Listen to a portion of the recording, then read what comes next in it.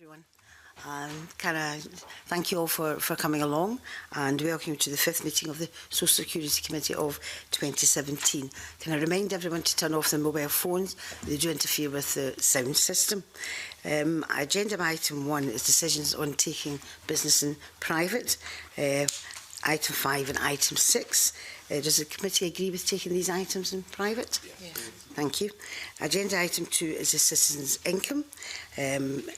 Welcome the witnesses here today. Professor Donald Hirsch, Director of Centre for Research and Social Policy, Loughborough University. Siobhan Mathers, Advisory Board Member, Reform Scotland. Annie Miller, Chair, Citizens Income Trust and Trustee, Citizens Basic Income Network in Scotland. Howard Reid, Director, Landman Economics.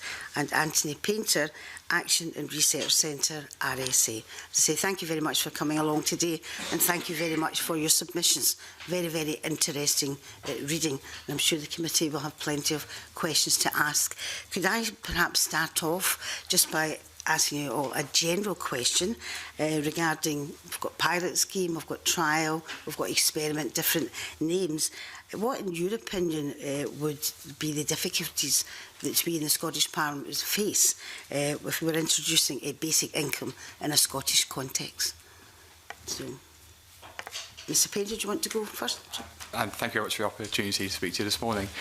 I mean, the basic problem is basic income, in effect, is not just a change to welfare and benefits, it's a wholesale change to the system of social assistance and tax. And so it's a holistic change, and there's a reason for that, because it's focused on a broad swathe of people. It's not just about supporting those out of work or in lowest incomes, it's supporting all those up to median income and belong. So therefore the problem from a constitutional and powers perspective is that you do need to have power over the whole system in order to implement a full universal basic income. However, that doesn't mean that there aren't useful experiments or trials, even if they do fall short of a full universal basic income, and maybe we can go into what some of those might comprise later on in the conversation. Who wants to go next? Professor Hirsch. Yes, I agree with that. It's also worth saying that a lot of the kinds of experiments that are being cited in different countries, such as Finland, the Netherlands and Canada, in my view, are not experiments with basic income schemes. They're experiments with aspects of those. And that immediately creates difficulties. The most simple way of doing things, which may be possible here, is some way in which people who've been on benefits can retain those benefits regardless of whether they work over a period. Now, the way that that's not simulating a full basic income scheme is that there is no mechanism in place to pay for it. And many of the proposals, such as the ones put by witnesses here, involve abolishing tax allowances and increasing basic rate of income tax to something like 40%. So that means that if somebody were to be allowed to work and not lose their benefit, they would still be paying 40% on all of the income that they earned. And that's actually, for me, in terms of even a full scheme, quite a real issue. And so to try to say we're going to test behaviours without changing the tax system, but with giving people the benefits of that, I think is inherently problematic. Thank you very much. Siobhan Mathers.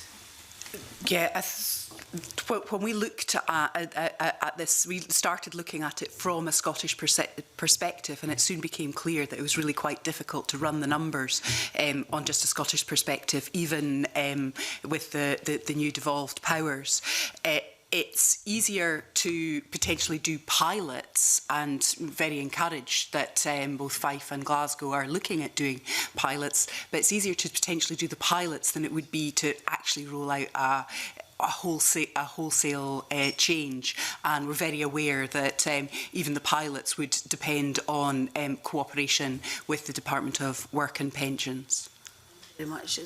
Howard Reid. I think the two key questions, given the current set of powers that the Scottish Government has in introducing a basic income system, are one, the interaction with tax credits or universal credit, as will be or is being rolled out, because the Scottish Government doesn't have control over the the rates of tax credits or the way it's administered. So you would have to have a kind of semi-basic income where income from tax credits was kind of counted towards your basic income, and basically people who are in receipt of tax credits wouldn't get much in the way of basic income, which is a real kludge, but it's kind of forced on you in a way by the current set of devolved powers that you have.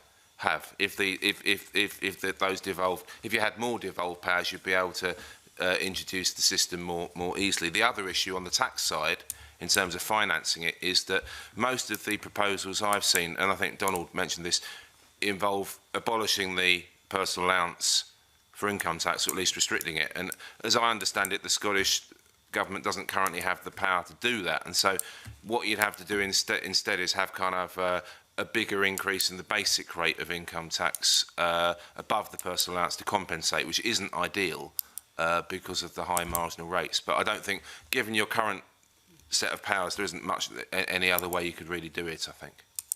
Annie Miller. I think it's important that if a pilot is going to be carried out, that it's done properly. And that means you really have to know what questions you want the answers to before you start, and make sure that you gather information which is going to answer it. I endorse the points made about the source of finance, that really if you're going to have a proper experiment, you have to experiment with the sources of finance, not just with the basic income. And also, this has to be a proper basic income scheme, not just a minimum guarantee, which is what the Holland ones are. They're just topping up to a particular level. They're not experimenting with different levels of basic income. Sorry, with all people in the... it's not properly universal, so that often it's not given to people who are wealthier.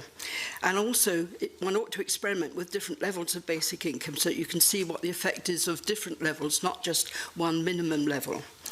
One of the problems is that if it's voluntary, how do you encourage wealthier people to get on the scheme if they're going to actually be penalised, which some of the schemes would expect them to be? Unless you actually have a mandatory scheme, that could be a bit difficult.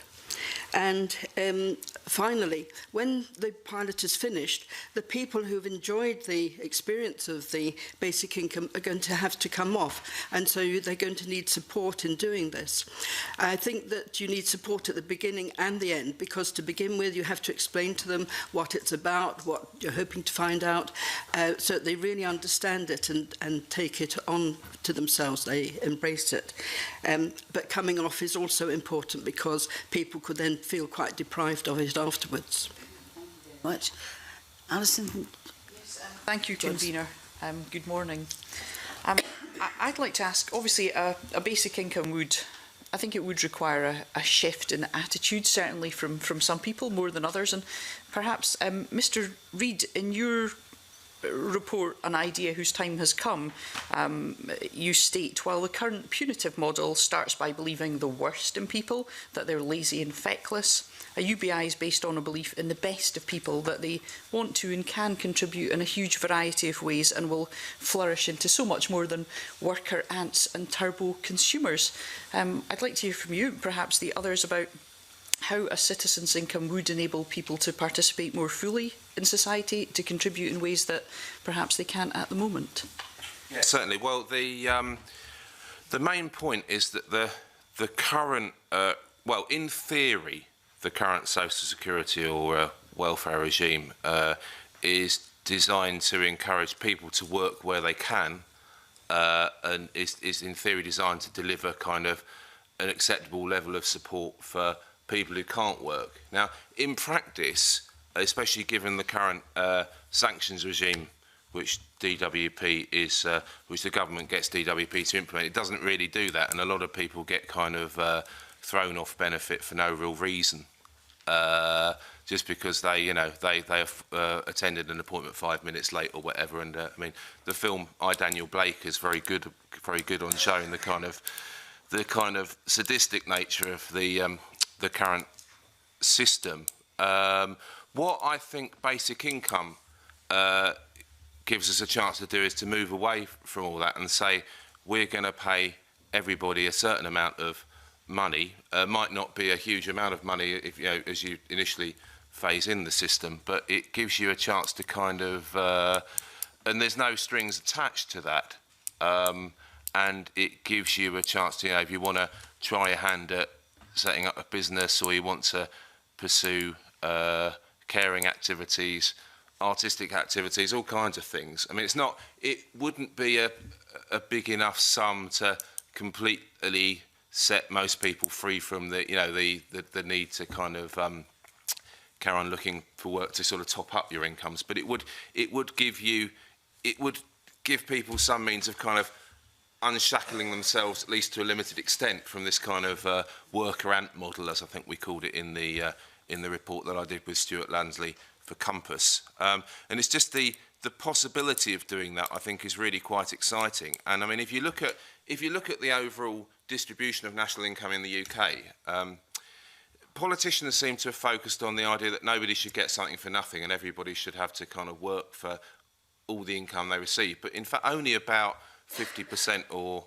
55% of national income is wages. The rest is paid out as mainly payments to capital, you know, dividends. And people don't directly do anything to receive those dividends. They just happen to be in possession of shares or what have you that enable them to get those. And so what basic income is saying really is we've already got the idea in the system that you don't have to, not all the payments to everybody need to be linked to work. So let's kind of democratise that a bit more and equalise it a bit more. So rather than dividends going to, you know, overwhelmingly to people at the top of the distribution, let's have a payment that goes at a flat rate to everybody. And I think that is the key thing really about this system, the exciting thing about it. Came at it in Reform Scotland from the perspective of growing Scotland's economy and you know, what could be done with the social security system in order to maximise the prospects. And we saw basic income guarantee as a vehicle to increase entrepreneurship, to remove barriers to risk for people, as a potential to encourage people to retrain, for example, that individuals are more likely to do that if they've got a basic income coming in, and also to recognise some of the new realities in the workforce with the so-called gig economy, seasonal work, etc. Now, obviously, one way of looking at that is that you have to regulate the labour market and get rid of that flexibility because it's not good for workers. Another way to look at it is that actually the world is changing, that that you are likely to have people coming in and out of work at different times. The current system penalises that, but the system we've put forward would not penalise it at all. So it would be entirely possible to say, sort of work a week or two here or there, or work during the summer or during the winter. So I think we believe that it would benefit businesses and individuals and empower them. The current system has been very good at moving people from out-of-work poverty to in-work poverty and not beyond that point. Now, that might be a win in and of itself, but we don't think that's sufficient in terms of a comprehensive intervention in welfare and social assistance institutions. The world of work has changed already. The type of work that has been created since the financial crash has almost exclusively been self-employed, 0 hours, part-time, variable, flexible, and this is a sort of structural change to the labour force. And alongside that, we've built this incredibly complex and interfering bureaucracy, not just individuals, but with businesses as well. If you're a self-employed person, you have to answer to the Job Centre Plus if you're on a low income. If you speak to major companies who employ a lot of flexible workers or self-employed workers, ask them how many calls they get from the DWP to check up on people and what they're doing. The basic income model, by contrast, is designed to give this fundamental level of security for all, and that is a different type of conversation. So the attitudinal question that was asked, I think, starts from a different standpoint. It's not what can we do about welfare, it's how can we enable people to adapt and cope in a rapidly changing world of work with multiple responsibilities. And I think we need to start having that broader conversation in Scotland and beyond about the type of contribution that a basic income can make. If I just make one more very brief point. Be careful about these models, right? They've been called propositions and proposals. They're not. They're just models to illustrate how it might work. And a lot of them are based on the assumption that we go to bed one night under this system, switch the lights off, we switch the lights back on in the morning, and we've got a new system in place, and it's all funded by income tax. But that's not the reality of how tax and welfare changes. The tax and welfare changes we've seen over the last 10 years have been to the tune of £45 billion of corporation tax, personal allowances changed, and so on over a long period of time. So treat all these models with caution. They're all legacy. They're all based on 2012, 2013, 2014. The 2019 system is going to be very different. The only purpose that they serve is to show that it could be practical and imaginable. As long as you get to that point, then you can start to get into the broader conversation about the big benefits that basic income can offer. And I really wanted to come in, Fraser. The initial question was about would people contribute automatically, and the concept of reciprocity says that people ought to respond. If they get a basic income, they should respond through working, caring and so on. But reciprocity is a two-way street, and it shouldn't be that the individual contributes first and then the state responds. If the state contributes first, it can engender such a feeling of gratitude to a state which is helping them, that people will want to respond to that. And not only that, people do want to work. All the evidence shows that they would like to work, not just for the earnings, but for the social and health benefits that they get from being seen as someone who contributes to society. So I don't think there's going to be any worry about people not wanting to work if the wage rates are high enough. At the moment, with the means-tested benefits, people can end up with something like 30 pence, working for 30 pence an hour, and that is well below most people's reservation wage. So if you can get rid of the means-tested benefits so that people are facing a net wage rate which is realistic, then I think you will find people responding, people in this country, natives, responding in a positive way. I would also like to point out that the current system is very much based on men's working lives. It doesn't meet women's needs at all. The fact that it's based on the couple and not on the individual, that it actually penalises cohabiting couples as opposed to other people sharing accommodation. And all of these are very much against women's interest, and the basic income would very much fulfil those. It would free up women to lead the sorts of lives they want, but also it would free up men to live the sorts of lives that they want. And I think that's probably enough for the moment. Fisher Hurst. Yeah, I think, first of all, that it's perfectly reasonable to want a system which enables people more, that is less punitive than in I. Daniel Blake. I think that that's possible in other ways than through a universal basic income. And I think that if you look at every survey of social attitudes, it could be highly counterproductive to say you can get something which is at some level enough to live on without any conditionality. If just 10% of people decide not to work, that's going to create, if 1%, that's going to create sort of outrage in terms of public opinion. So you could make the system, the sanctions less severe, and you could reconfigure conditionality with a reciprocity ideal without saying there's no condition at all. But what I think is really interesting in this is that the point about the sort of gig economy and people's unstable lives is very valid, but there is more than one way to do this. And I know that, as Anthony said, as Howard said, these one of you said, sorry, Anthony said, yes, this is just illustrative. The fact is that every attempt to cost this is showing that there would have to be a huge redistribution of resources. Now, if you imagine that amount of money in the system and what else you could do with it, one of the things you could do is to take, say, the universal credit system and hugely increase the work allowance, which is the level at which you start to lose your benefits. You could do that within the present system. It would be different because there would still be some conditionality, and you would lose it. They would be withdrawn when they are withdrawn more quickly. But that would actually have a similar result in terms of people being able to go in and out of temporary, part-time, casual work with actually no change in what they get from the state. Whereas under the systems we've been talking that are being proposed, you would lose 40% from the first pound that you earn. And so I do think that one has to think very carefully, not just about, well, wouldn't this system be better than what we've got, but would it be better than what we could have with the same redistribution of resources or the same amount of additional taxation?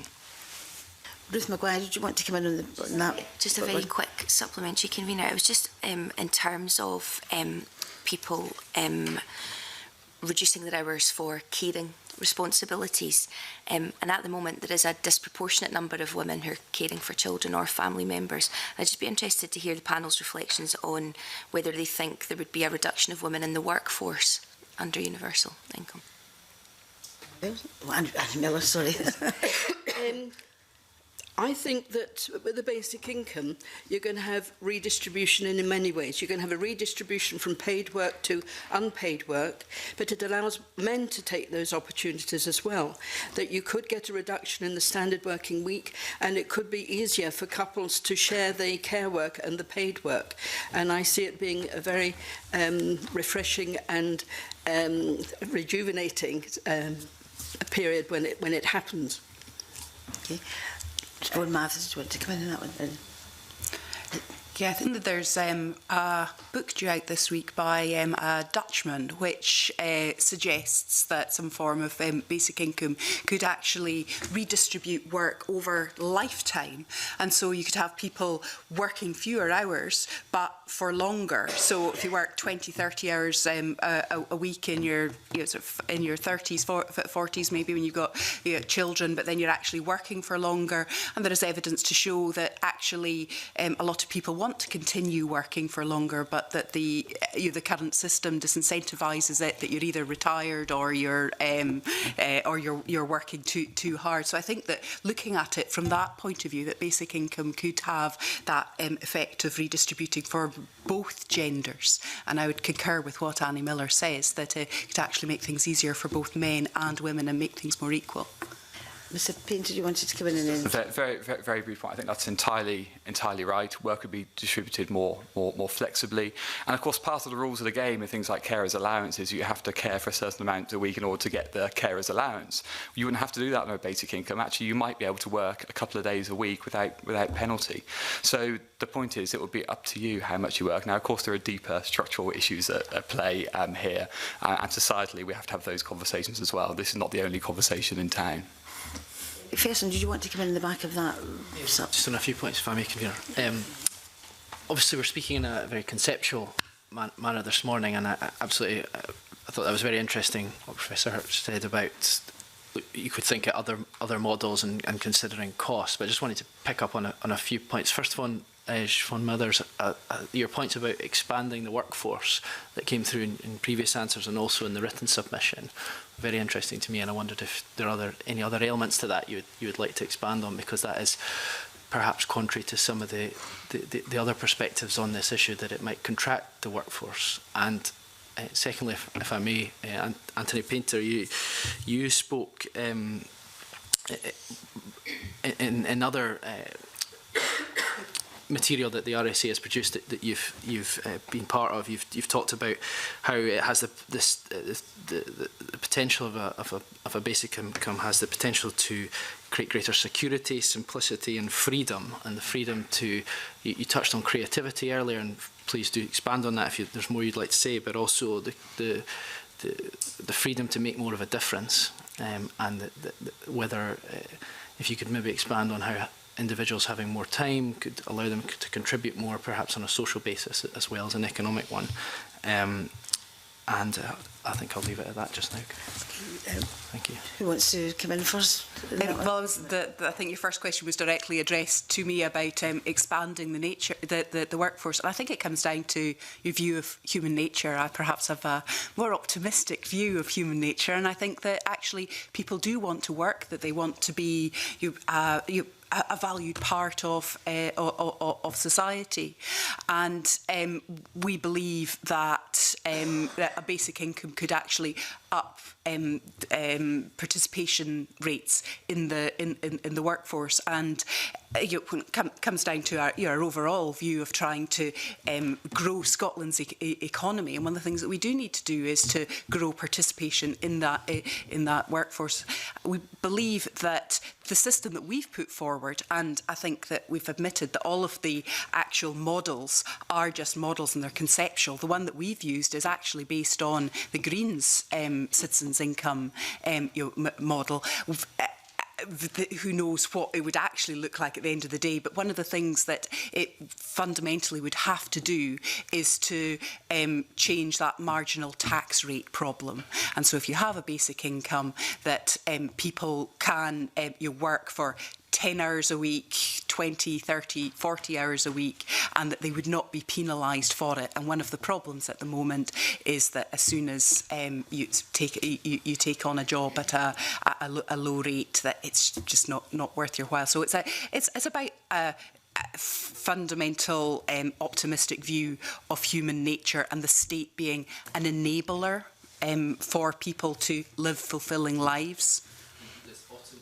Play a role in that consideration as well. Yes, absolutely. I mean, one of the things that I fundamentally believe is that I think that with respect, most politicians, most of society thinks that we're looking at fundamental change maybe 20 years down the line with automisation and having to potentially look at it then. I think we're looking at a shorter time scale than that. I think that in 5 to 10 years change, you're going to have 5 to 10 years, you're going to have quite significant changes in society, and that we will have to organise ourselves, the welfare system, the work system, within that sort of time frame, and that means that we need to be looking at it now, and it's therefore appropriate to at least look at pilots and to think about how that would happen, because I think that change is coming faster than we think.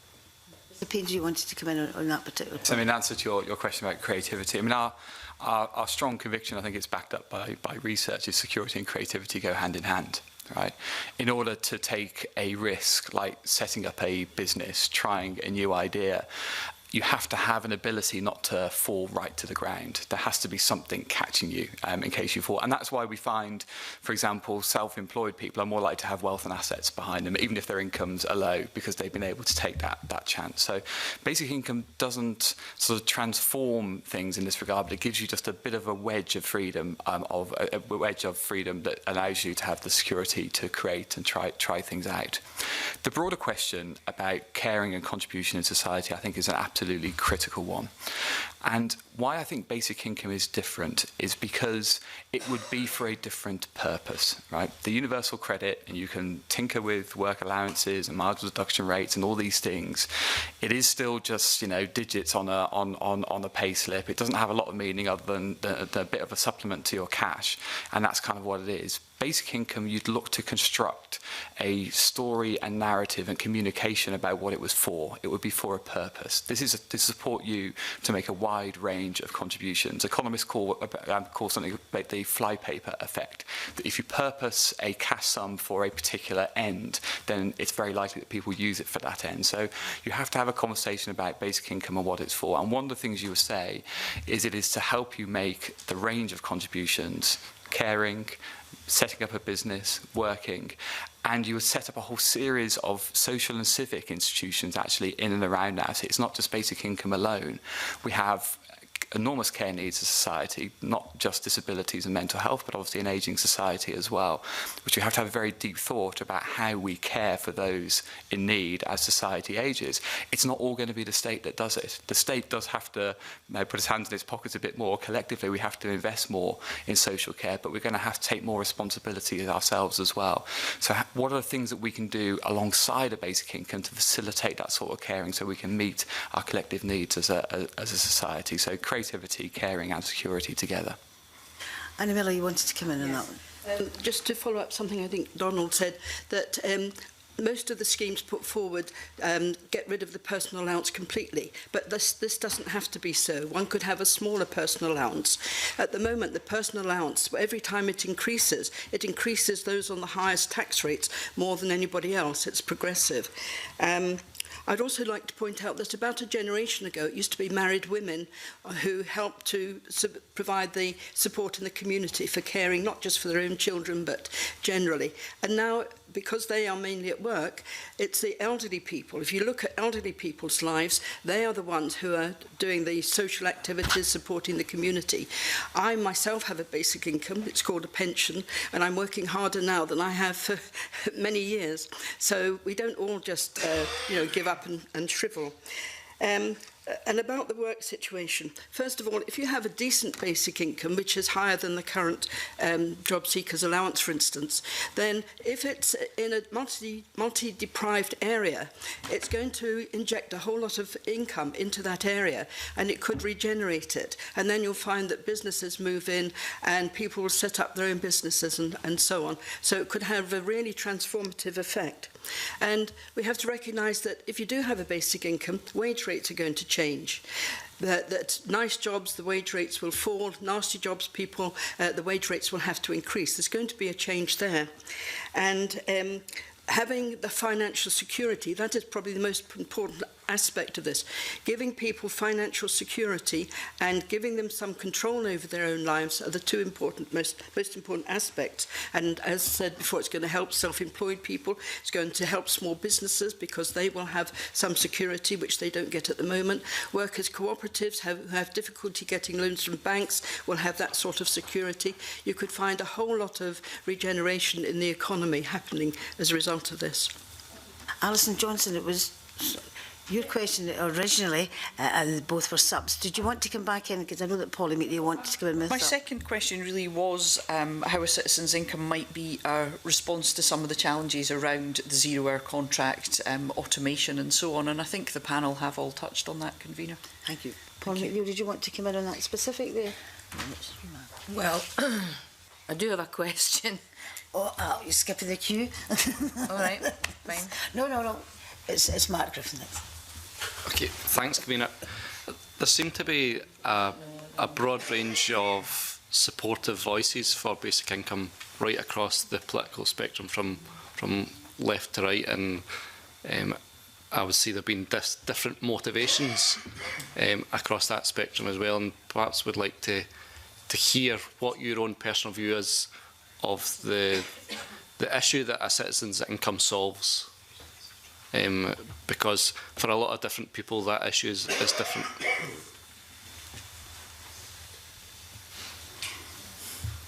Mrs. Reid. Yeah, well, I think there are at least two issues for me that a basic income addresses. One is that it provides a genuine kind of social safety net, albeit at a relatively low level in a lot of the schemes that have been suggested, between 70 to £100 a week. But it would certainly, if that was an unconditional payment, it would certainly be enough to stop people having to use food banks, and maybe it would reduce reliance on kind of nefarious sources of short-term support like payday lenders. So I think that is actually a very powerful. That's actually a very powerful reason for bringing it in, given that the current safety net is so full of holes with the sanction system, and the way that so many people are kind of subsisting on nothing for kind of long periods of time, often through no fault of their own. So that's one useful aspect of it. And the other thing, as I say, is I touched on this in my response to Alison Johnston's question. It gets us away from the idea that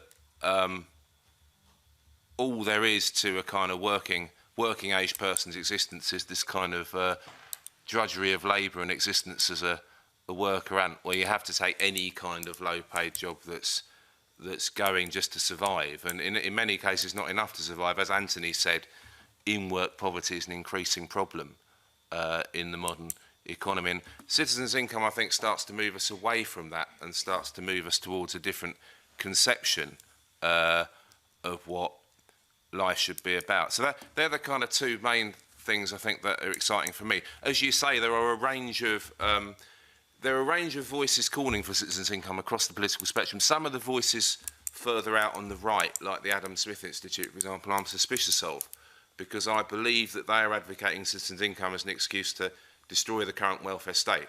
I mean, some of it is in the process of being destroyed already, a lot of the social security system, for example, but a lot of people at the ASI are advocating citizens' income as a replacement for the NHS, as a replacement for state education. And I should be very clear that that is not a view that I subscribe to. I think we have to have well-resourced and well-funded public services in areas like health, education and social care alongside the citizens' income. They're two aspects of the system. They're not substitutes for one another. So I think that kind of conception of citizens' income should be rejected. Professor Hurst? Yeah, if I could start by disagreeing with a point that Howard just made, which is that food banks would disappear if people were guaranteed £72 a week.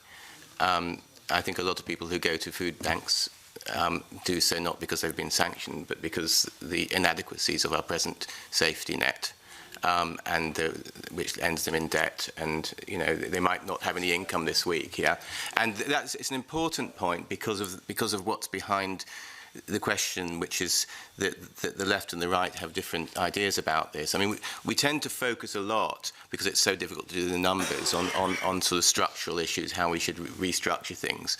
But the risk is that that it becomes a kind of, here's some money, go away. I mean, certainly the American right see it that way. The American right see it as, well, let's dismantle all public programs and give people a small amount of money, and so they don't starve. And so the level is very important for that reason. And the motives, as you say, are very important. Because the numbers look scary, there has been a tendency for people to use our present social security levels as the starting point. And it could well be that even though that wouldn't make things worse for people, it might sort of reduce the pressure to improve, because you say, well, you've got this unconditional amount, that's enough. I mean, I'm not trying to say that's a reason not to do it, but it's a reason to face up to the fact that it needs to be, the ultimate goal needs to be something where you would be willing to have very high tax rates, because if you didn't, then you'd end up with something which was where a lot of people would be worse off than they are now. And in fact, some of the calculations have already got that in it. So, for example, the Reform Scotland proposal, in order to be able to say that that you wouldn't be worse, a single person wouldn't be worse off until they were at an average income.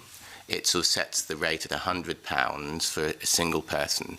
But then, compared to some other things, some other proposals to compensate for that and not make it too expensive, the child rate is set at £50, which is considerably less than is given in respect to a child at present. So you'd have some families under that system who would be on out-of-work benefits who would be worse off. Not all, but some. And it is very difficult. It is really very difficult balance to get. And all I would say is that if you're going to pursue this idea, then be very careful not to sort of, in order to make the numbers not too scary, you end up with some people actually worse off than they are now, who are not very good incomes. Yeah, I think I've already mentioned that one of our motivations for looking at this basic income was part of our work in looking at ways to grow Scotland's economy, and we believe that it could be a key tool in doing that. One of the things that became very apparent to us in looking at it was the prospects for improving administrative simplicity. Both the old system and universal credit are immensely complex and expensive to administer. One of the beauties of the basic income would be that it's very simple to administer and deliver. And then, of course, there's the element of changing the relationship between the individual and the state, and empowering people to have control over their own lives. Another motivation that we looked at as well is adapting to societal change. And I think there's a real appetite in Scotland to say, right, OK, we've got substantial powers now, we're getting more powers. What can we do with these powers to actually adapt to change that is happening? And I think that is a valid point as well, and something that basic income could be more flexible in a changing society. Annie Miller, you wanted to come in? Yes. About the political spectrum, I agree with everybody's what they say about the fears of extreme right groups wanting to do away with the welfare state, and I think we should fight against that with all our being. I think Brits would be very unwilling to give up these services which they rely on so heavily. The NHS is very popular, it's universal and inclusive. I think that if you look at the major objectives that a basic income could help to fulfil, there are very few that people would actually disagree with. For instance, to actually value individuals for their own sake, to give them financial privacy and autonomy and emancipate them, to give them choices in their life, to prevent or at least reduce income poverty and give them financial security, to redistribute income and heal our divided society, eventually creating a more united and inclusive one, to restore the incentive to work for pay, which should help to lead to labour market efficiency, and to simplify the administration of the social security system. I think, while I come from a left-wing perspective, other people might disagree with me about the amount of redistribution, but I think even centre-right people would realise that inequality, at the extent we have it, is actually bad for our society and undermines democracy. And so people might disagree with whether a benefit is too generous or too mean, but I don't think one necessarily has to disagree with the actual system itself. All the other things, I mean, a right-wing person might say they want to reduce poverty after the event, whereas I want to prevent it before it happens and the damage is done. I'm putting words into people's mouths, I realise, but this is how I see the world. So I think that people who advocate basic income, it does appeal for both left to right. The equity appeals to the left, the efficiency and the choice appeal to right-wing people. We have a lot in common that we can talk about. It doesn't have to be divisive. Mr. Payne, do you want to come in? Yeah, I mean, I think the lesson here is don't let it be introduced by the American libertarian right? Make sure it's introduced from a more communitarian and public-spirited standpoint that goes across the political spectrum. So that's an important part. I've already mentioned a point about security, but I want to talk about marginalisation, because I think this is an increasing problem in our society, where there is a group of people who are in this precarious position that are oscillating between out of work and in work benefits, in work and out of work poverty. And I think universal basic income is a clear statement that actually there aren't two types of people in this society, there's one type of person, and that type of person has the support of citizenship that will enable them to flourish. And I think that is a very different political conversation and dialogue, which I think has appeal again across the political spectrum, this notion of sort of one nation, if you like, for want of a better phrase. One very brief point on the transition and the losses. This is why the points that Howard, Donald, in fact, all the panel made about connected institutions is so important. You keep healthcare in place, of course you would. Disability, housing, childcare would still need to be kept in place. You need to watch the losses, and I think the note of caution that Donald sounds is an important one. We have transitioned between different types of system before. You know, we transitioned the pension system from one that was based more around tax credits, pensions credits, to one that's more centred around the basic state pension. Again, we did it over, and we are still doing it, over 8 or 9 years. So there are a number of transitionary elements to this that can be important. And incidentally, the national living wage changes the discussion somewhat. No one apart from ourselves, to my knowledge, has looked at the impact of the national living wage on the losses between a basic income and the current system. The national living wage accelerates you through lower earnings quicker, which mitigates any losses and maybe eliminates them for a great number of people. For example, we looked at a lone parent family with one child using our illustrative model, and on 20 hours a week on national living wage, they would in fact make a gain on the basic income system in our model compared with the current system. Mark Griffin, do you want to come back in again? Ben McPherson, you wanted to have a small supplementary in that particular part? Thank you, Convener. But Anthony Painter's actually touched on all the points I was going to raise. So. Thank you very much. Adam Tompkins. Thank you very much. I mean, it's absolutely fascinating. And one of the things that is quite striking to me is, I think, the very first thing that Anthony Painter said, that, you know, you can't do this properly unless you have a full range of powers. And Annie Miller said that, you know, even in designing pilots, it's incredibly important to design them properly so that you know clearly what it is you're trying to test. It is very good practice to know what the answer is before, or at least to know what the answer is that you're looking for before you ask a question.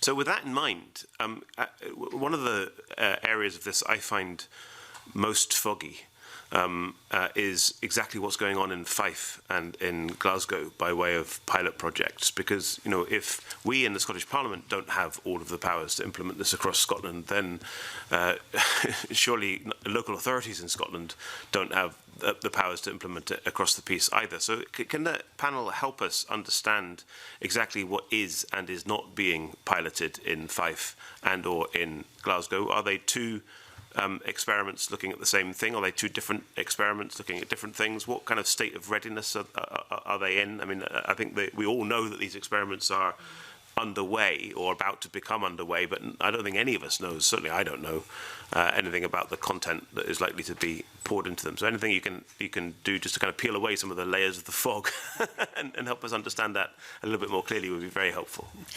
Annie Miller, you want to come in first? And then I haven't been involved in developing this. I was invited to an initial meeting, and I've been in touch with Paul Vaughan, who is the main person who is putting this together.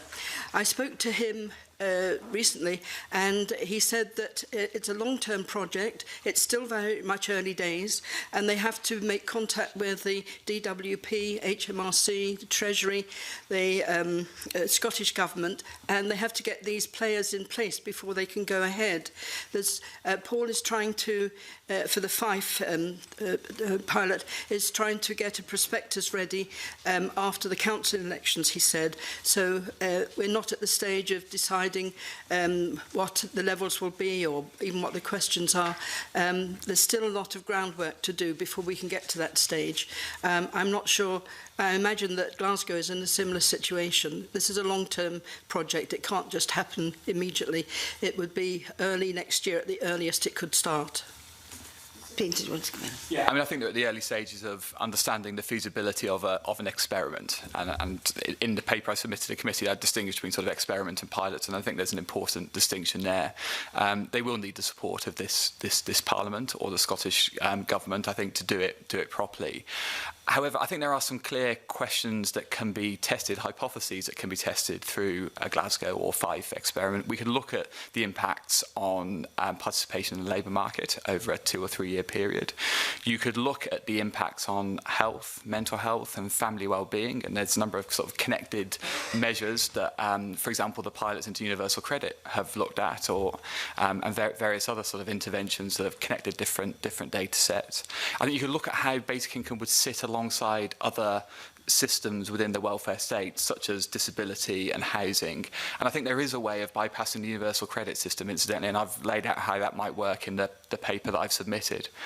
I think finally, in terms of the answers that you'd seek to address, I think you want to generate a public conversation about this. This is a massive, and I think by doing the experiment, both locally and nationally, you will generate that conversation. I think that in and of itself is a useful endeavour and objective. So, Matthew, did you want to come in that particular when the... I've not got any supplementary information on how either Fife or Glasgow will operate. What's already been said is that what I understand the situation is. So have any of you actually been involved in the development of the proposals to experiment or to pilot in Fife or Glasgow? RSA Scotland has had ongoing conversations with Glasgow City Council, yes. Right. But nobody else? Interesting. Thank you. Okay. Mark Griffin, you wanted to come in on just supplementary that one? A small point. Annie Miller touched on earlier just about the value of the pilot and answers that would get. Just to ask members of the panel what their view is on the scale of the pilot and just how big that scale would have to be to get meaningful analysis from.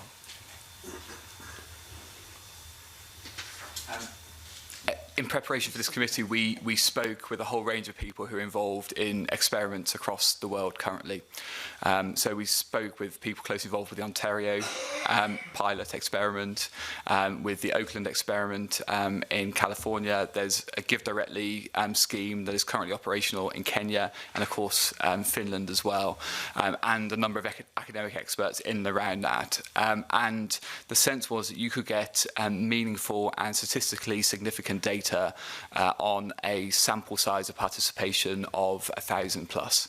Now you need to think about the people that would leave the experiment during the course, because it's 2 or 3 years, people move away, circumstances change, so on and so forth.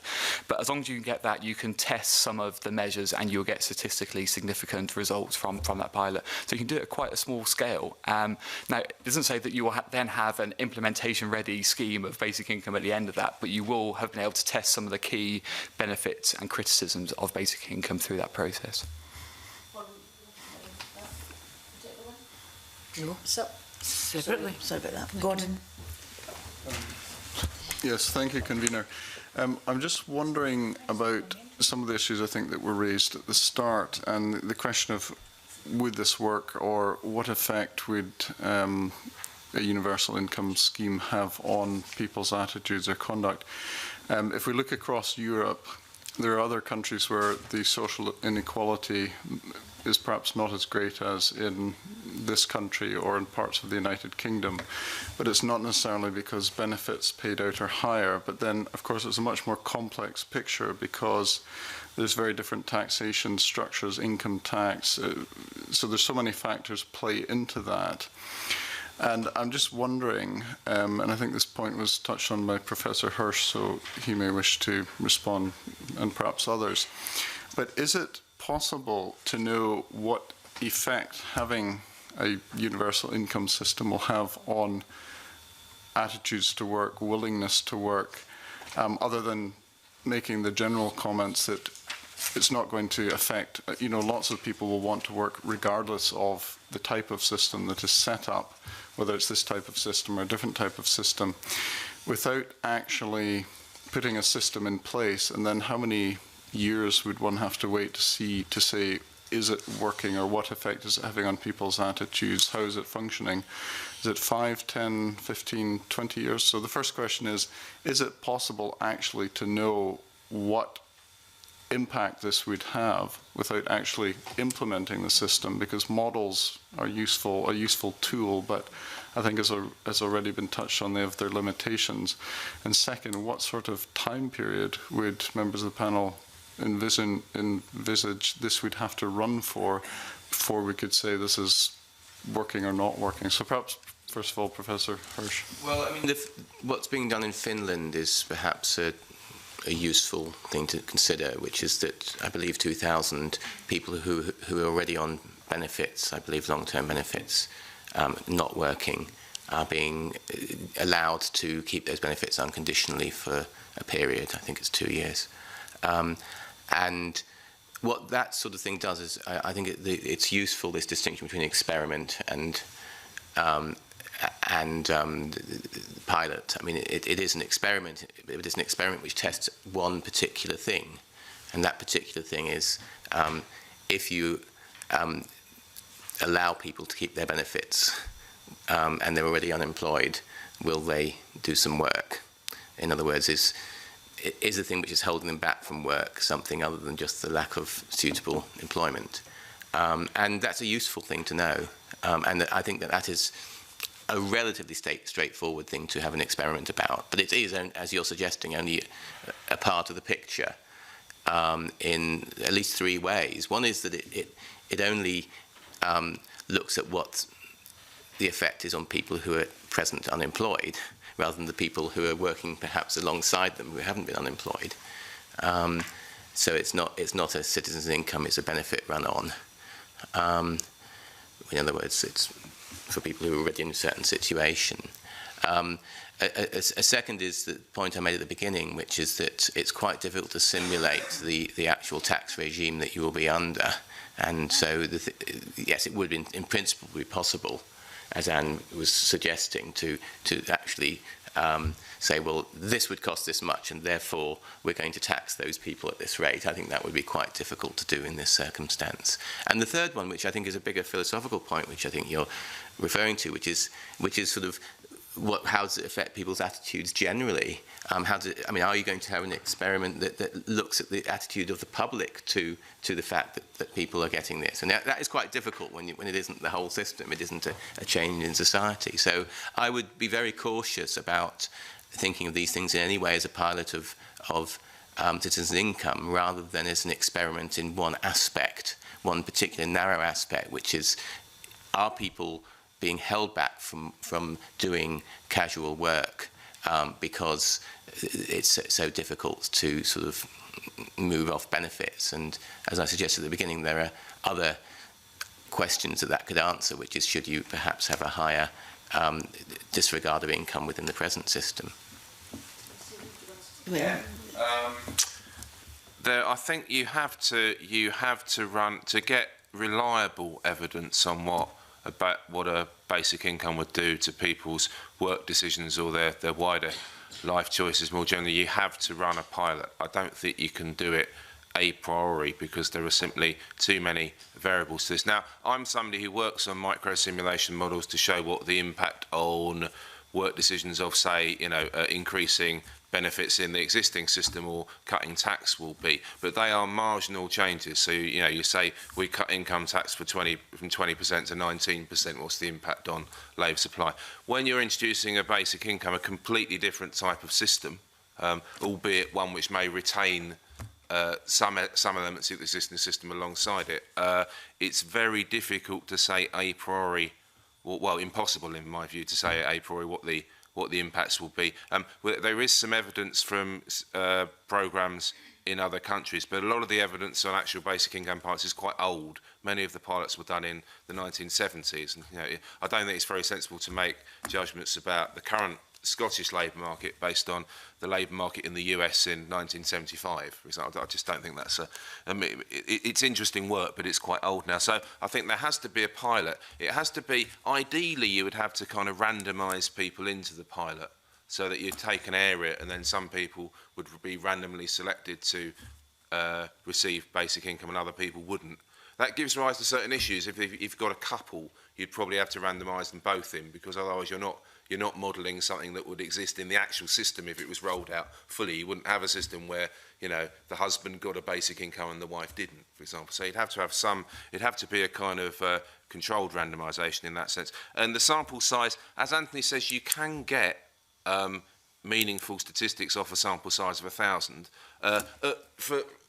If you look at the impact on labour supply for the whole sample, but once you start to break it down, so once you go in by gender, by age group, etc., I think you'd need a bigger sample of a few thousand to really get useful impacts. Basically, the more you want to drill down into subcategories of people by family type, by income level, by age, the more you need a bigger sample, basically. So, yeah, you would need some kind of pilot. I think you can't just do this based on micro-simulation, based on what we have at the moment.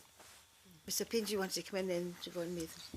Yeah, I think that's right. Where the legacy data is useful is just in hinting on what some of the impacts will be, and giving some reassurance that the bottom's not going to fall out of the jobs market. And I think the Dolphin Manitoba data is useful. And what it showed is there were two groups that tended to withdraw from the labour market. One was women with very young children, and bear in mind you've got to think about what the welfare system of Canada was in the 1970s. And the second was sort of young men, late teens and older, who stayed in education for longer. Now, I'd argue those are both socially beneficial withdrawals, potentially. Now, the working men tended to withdraw a little in terms of hours, but there was no evidence of complete withdrawal from the labour market at all. So I think that can reassure that you can ethically do an experiment. I think what you would look to do, I think you would look at a particular geographical area, because you've got to think about the other systems of support that have sit alongside it. So you might do it in a Glasgow or Fife or wherever it may be. You would want to have labour market support alongside it. So it wouldn't just be, here you are, you get your basic income, we'll come back and talk to you in 2 or 3 years. I think you want to think about the types of systems of support that you'd want in place if the basic income were to ever be introduced in Scotland. So you'd have to have that element of it as well. And I think you'd probably focus on an age group rather than a cohort of, out of work or something like that. I would take a sort of 18 to 34-year-olds, maybe excluding university students because you can't really test the labour market impacts of that particularly. And you would ask people to volunteer to be participants in a trial. Some will be randomised into the control group, some will be randomised into what's sort of called the treatment group. You may go for 1,000 or 2,000 depending on what you want to do. I think you get some useful data to reassure you as to the hypotheses of what a pilot might look like going forward. Math, do you want to come in on that particular one? Yeah, I think it's clear that there have been and will be several pilots throughout the world, but actually we don't know that much. They have been small, they have been scattered. If Scotland wants to look at it seriously, we're going to have to do a fair bit of heavy lifting ourselves and design good systems, but whether those be in Fife and Glasgow or elsewhere, to actually get the sort of knowledge that we want.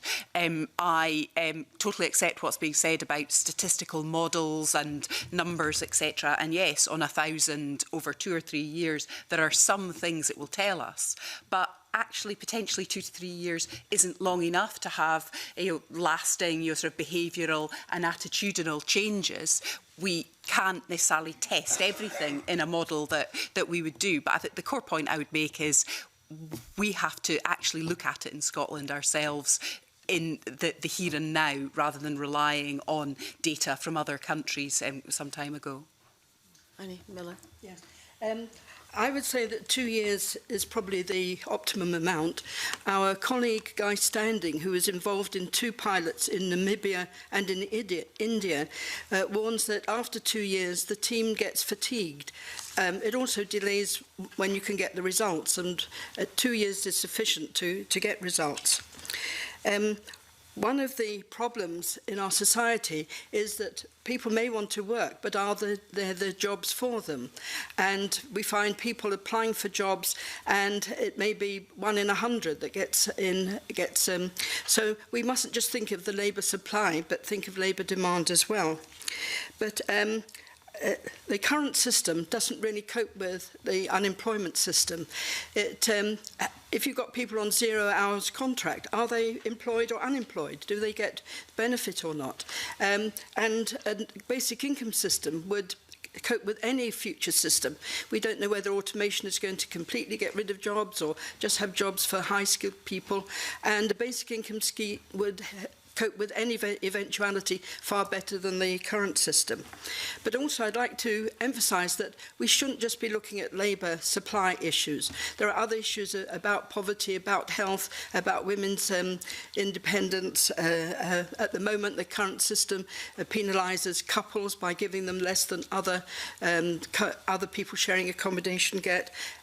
Being based on an individual is going to be really emancipatory for a lot of women who don't have access to any income at the moment if their husbands are wealthy and they don't have any income and they're not entitled legally to their husband's income. Then this would emancipate them and give them some choice of their own. Some women only have their child benefit on which to feed themselves and their children. So it really is emancipatory, and I hope we're going to look at these other issues, not just at work-related issues. Yeah, thank you. Thank you very much. Paula McNeill, you want to come in? Yeah, thanks. Yeah, I know that Guy Standing gave a lecture recently in Glasgow, and he talked about the Bilderberg Group, where there was a presentation. So this is a meeting of all the great and the good, basically the biggest companies, banks in the world. So they're obviously, so he made a presentation, I understand, on the idea of a citizen's income. So I guess it's been taken seriously. But what I'm struggling with, and I'd like someone to talk me through this, is let's assume that Scotland had all the benefits, all the powers. Where do you start from? Because Annie Miller made a number of statements about so wage rates would have to change. I mean, I did take a step back at some of the things you've been saying, to be honest. I need someone to talk me through then, if this was, if we were beginning to plan a system now, what are the implications for everyone? And what are the implications for those who are in work? Because from what you're saying, this can really only work if, well, you've said change the wage rates, and there must be massive tax implications. I mean, I'm just having difficulty. I mean, because it's an idea I'd like to support. What is this going to look like? Or do you all have different versions of what it would look like? Is that the problem? Can someone give me one? Well, can I start with Annie Miller as your name? So I'll start with Annie and then Professor Hirsch. The definition of a basic income as being individual, universal, non-selective and unconditional. It defines a system, but it doesn't give you enough information to actually design a system. And there are a whole lot of secondary objectives that you can use to design the actual system, like should pensioners get more than working age people? Should the young adults get the same as the working age adults? Should there be a personal allowance or not, a smaller one than at the moment? There are all sorts of questions like this which would have to be considered, but it really depends on what your objectives are in bringing about the system. Implementation is important. For instance, it could start off small. We could have small amounts of basic income for everyone, maybe even just as little as £40 a week each, embedded in the current system, and people could get used to it like that and see whether they like it, whether it makes a difference to them. And then you could increase it so that it gets to the same level as the current means-tested benefit level system. And if people still like it, we recognise that the levels for working age adults are far too low. £73 10 pence a week isn't enough for an adult to live on, even with housing benefit, which is extra. And so we could increase it to the £100 that Reform Scotland advocate. But even then, we are not up to the... Everyone would get that payment. Every pensioner, every working person would get the same amount. What I notice is that pensioners at the moment probably get sufficient. And with the current child benefit and the child tax credit, children are probably well served. But it's the working age adult that is not well served, and they're below poverty level benefits. And I note that we are below what the EU official poverty benchmark is, which should be 0.6 of median equivalised household income. And that would give a couple, based on the household, it would give, at the moment it would give a couple £242 together, or 140 for the first adult in the household and 100 odd for the second adult. So we're well below the poverty levels at the moment, and I think it's bad that we do treat our people so badly in this respect. So that's talked about implementation and about designing the system, and that's where the politicians have to get together to decide what they want to actually achieve and what scheme they will adopt. Thank you. Professor Hirsch? Yeah, I mean, even though there isn't a lot to be said for sort of getting too hung up on any one model, what struck me is actually that when people have tried to even broadly cost this, they've come to broadly similar conclusions. And so I think we can answer your question by describing broadly what it would look like when, at the point at which a citizen's income were at least the level of the present safety net benefits.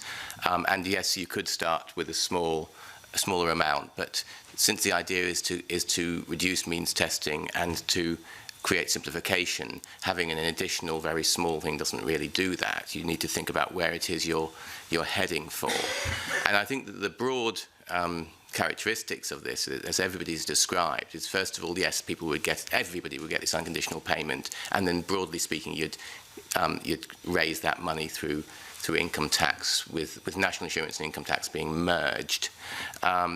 And as we've said, often sort of starting to tax people at a rate of about 40% from the first pound of their income, of their earned income, not the citizen's income itself. So you'd get your citizen's income, and then you'd.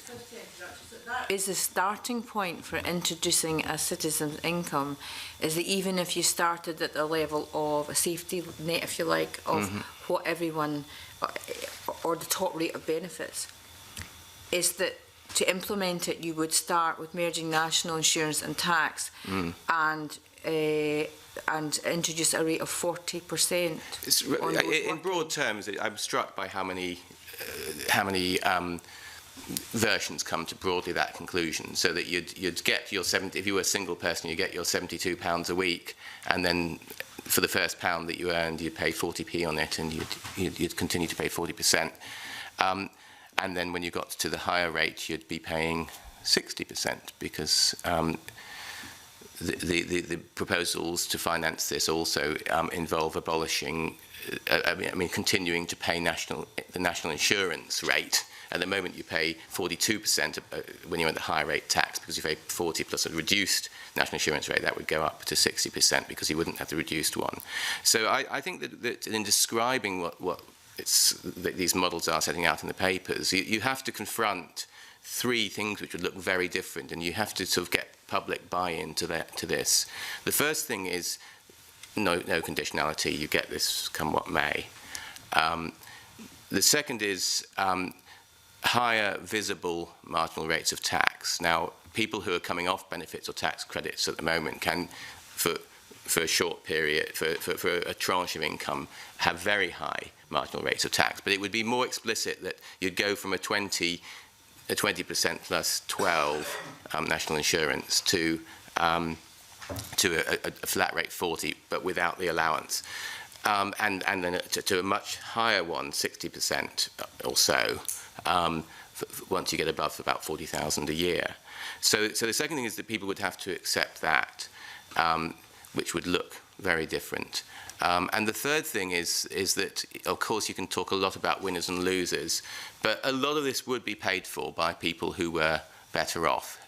And to give a not so extreme, but on the extreme end case, in Reform Scotland's version, somebody on 100,000 a year would go from retaining 65,000 of that, i.e. almost 2/3, to about 53,500 of that, i.e. little over half. So, I mean, that's a big sort of thing for people to accept, that somebody on 100,000, admittedly a single person, would actually go from keeping nearly 2/3 to only just over half their income. I mean, that's just one version of it, but you have to realise that those big changes, I mean, would have to be accepted by the public. And I'm struck this morning by the headlines about how White Van Man has been ripped off.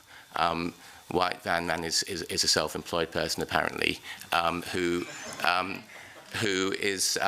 has been clobbered yesterday by the fact that offsetting a small gain from abolishing Class 2 national insurance contributions, they're going to gradually sort of have their national insurance rates increased by 2 percentage points, and that's 15% of the population. That is an outrage, and the Daily Telegraph says that the Chancellor of the Exchequer should be shot or something. Now that gives an idea about where we're starting from in terms of public opinion, and I would just think that, you know, I'm not trying to say this is. I mean, a lot of people have said we can afford it, we can do this. The question is this something which is politically in any way conceivable? Yvonne Mathers, and then.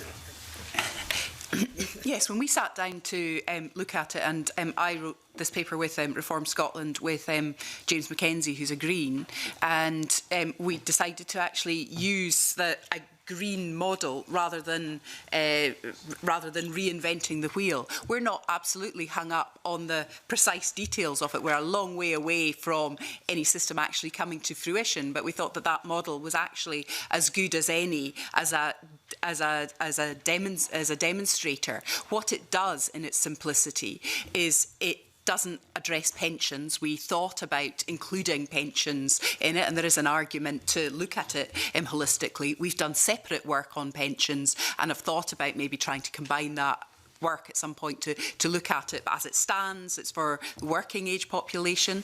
Our model also doesn't deal with housing benefit, which would be additional as well. There are many models out there.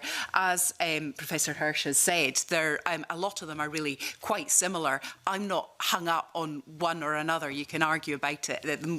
At the moment, they're kind of demonstrators, I think. Peter, you wanted to come in. Annabelle? Just briefly, I'd hate the committee to think that the 40% tax rate was the consensus view. It really isn't. It's heavily disputed. Right? So let's just get a point of clarity on that one. But I don't want to get into and we can talk about these models all day. Believe you me, you can drive yourself mad looking at the spreadsheet. The question is a broader one about how Scotland could get to this position where the public was bought in. I think the lesson from yesterday's budget is don't change tax rates without building a consensus around it first, right? So it would work like this. And by the way, we have made enormous changes to the tax and social assistance systems over the last 10 years. I could take personal allowance I've mentioned, pensions, and we're talking corporation tax, we're talking tens of billions. The forecast borrowing changed by £27 billion between November and March, So when we're talking about figures of 15 to 20 billion pounds, this is not crazy talk in terms of quantum. But the process of change will work like this. You do some experiments, but you build a public conversation around this. The reason these institutions are here is because Scotland had a public civic conversation over a long period of time and decided it wanted its own government and parliament, right? So you can shift people by having the dialogue and conversation. You would then look to establish a Scottish model, and you would build consensus around that, having engaged in a broad civic dialogue about it. And that would be a model that is suitable for the politics, ethos, and culture of Scotland. And then you would look at the implementation and consider the impacts on individuals, on tax rates, and so on. So I would engage in a broad process, and I would take the first steps to have the experiment as the first step in that process, but have the big conversation as well alongside it. Before I bring Alison through, Alison wants to come in.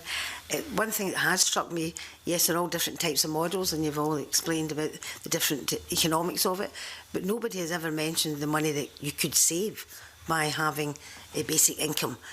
When you talk about the revolving door of people on, low paid, the economy, having to go forward and get housing benefit and then get this other benefit, all of that, not all of it, I would assume most of that would disappear.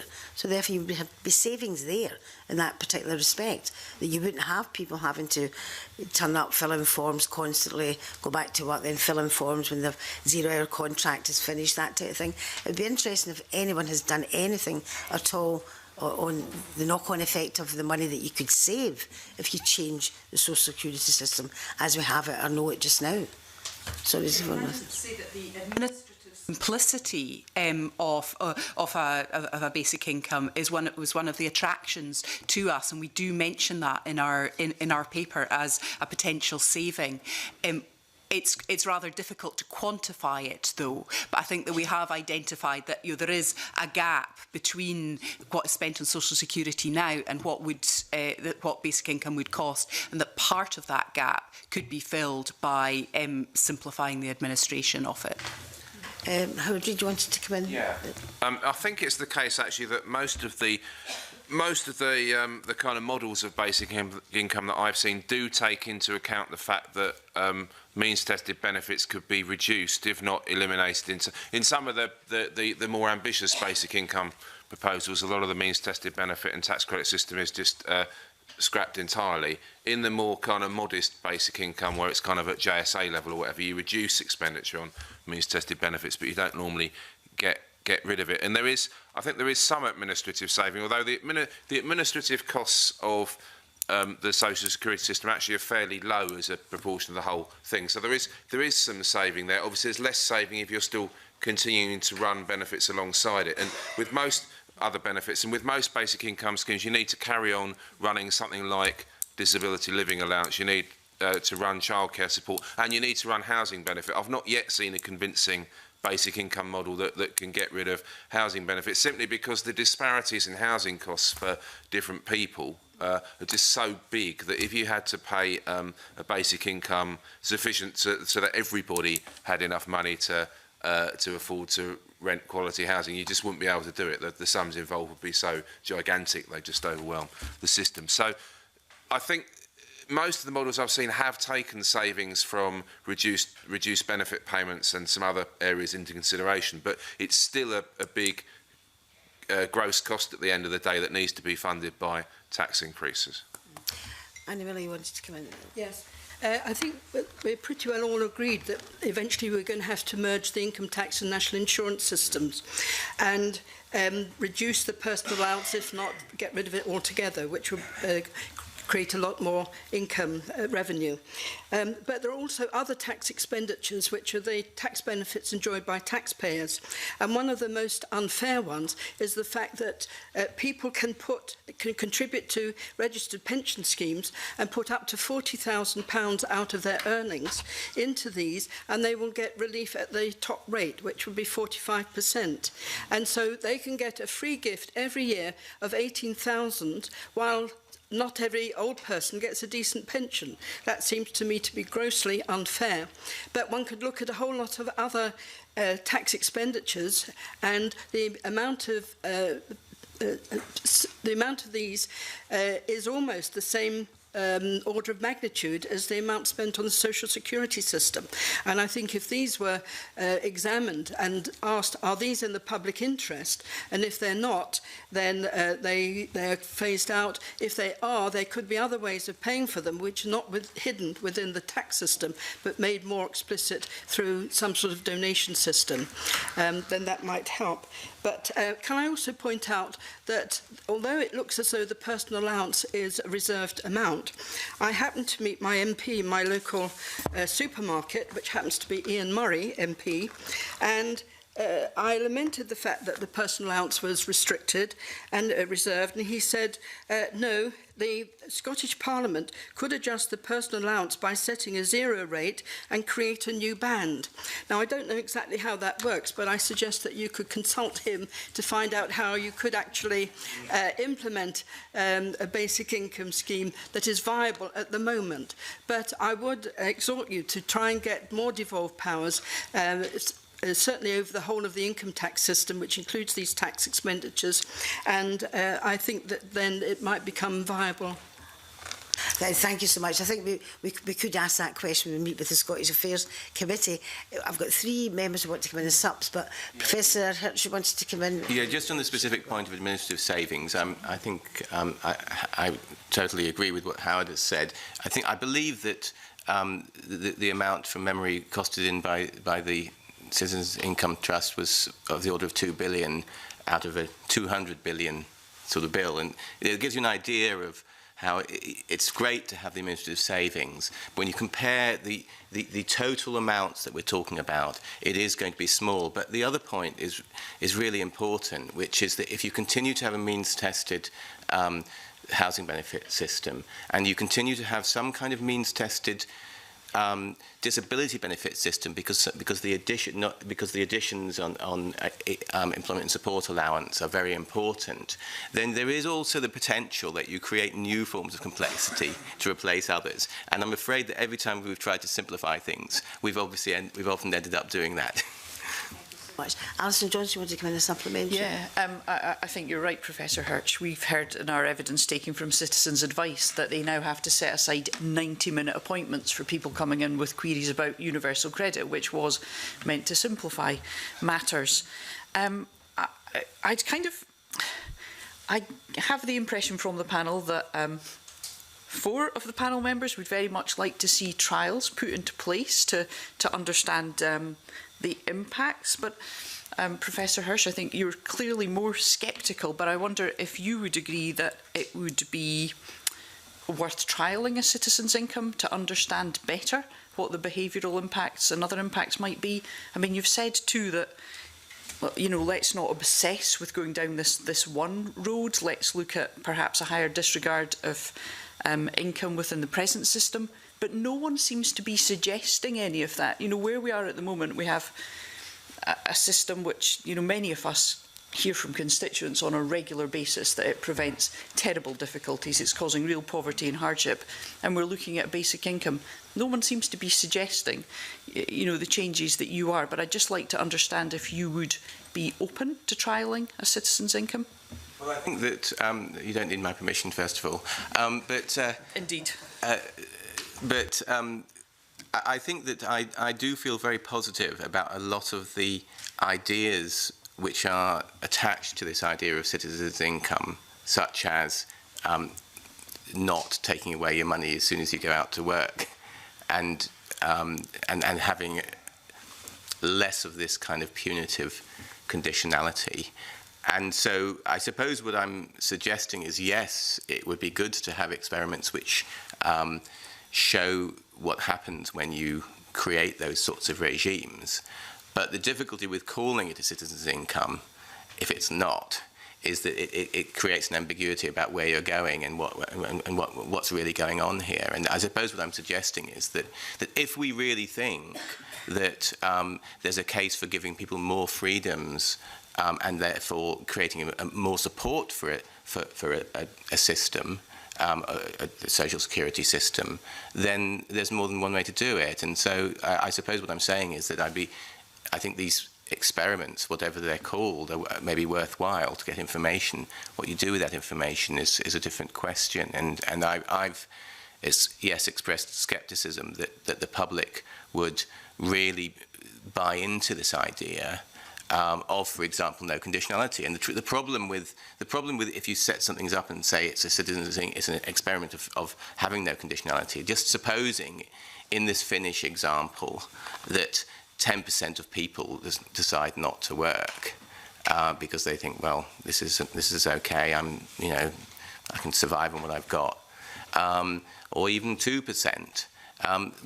And then you sort of say, well, that means that it's okay to let people do something to get something for nothing. That may work in Finland. I think they have a different set of attitudes than we do.